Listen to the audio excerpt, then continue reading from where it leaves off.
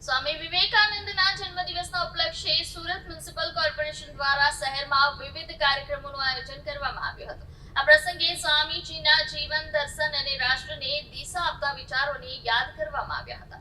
સ્વામી વિવેકાનંદના જન્મદિવસ નિમિત્તે સુરત મનપા દ્વારા સવારે પ્રાર્થના સભા યોજાઈ હતી, જેમાં મહાનગરપાલિકાના અધિકારીઓ, કર્મચારીઓ અને નાગરિકોએ ભાગ લીધો હતો। સ્વામી વિવેકાનંદના છબી પૂજન સાથે કાર્યક્રમની શરૂઆત કરવામાં આવી હતી।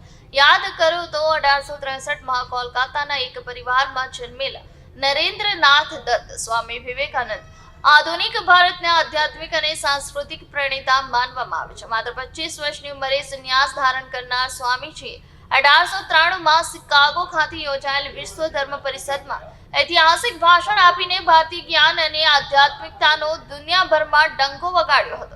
સુરત મનપાના મેયરે આ પ્રસંગે કહ્યું હતું કે સ્વામી વિવેકાનંદનું જીવન યુવા પેઢી માટે પ્રેરણા સ્ત્રોત છે।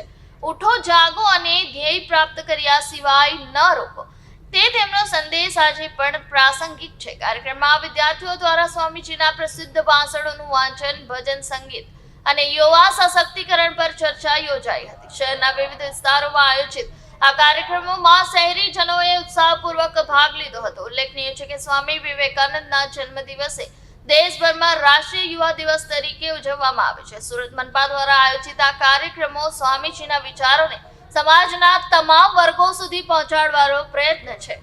12 જાન્યુઆરી વિશ્વ ગુરુ સ્વામી વિવેકાનંદની જન્મ જયંતિના દિવસે સુરત મહાનગરપાલિકામાં દર વર્ષે પરંપરાને ભાગરૂપે અમે સૌ જનપ્રતિનિધિ દ્વારા વિવેકાનંદની સૂત્રાંજલિ કરીએ છીએ, તેમનું વંદન કરીએ છીએ। સ્વામી વિવેકાનંદજીના સૂત્રો આજે પણ ભારતના નહીં પણ વિશ્વના યુવાઓને પ્રેરણા આપે છે। સ્વામી વિવેકાનંદની જ્યારે ગુલામીના સમયમાં ગાંધીજીની બુક્સમાં પણ લખ્યું છે, સ્વામી વિવેકાનંદના શબ્દોથી તેમને પ્રેરણા મળતી હતી।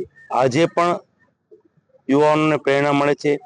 સ્વામી વિવેકાનંદને આજના દિવસે મારે સમગ્ર યુવાઓને એક જ અપીલ છે, હજી પણ સ્વામી વિવેકાનંદને આપણે વાંચવા જોઈએ। જ્યારે સ્વામી વિવેકાનંદને આપણે વાંચીએ છીએ ત્યારે આત્મવિશ્વાસ વધતો હોય છે।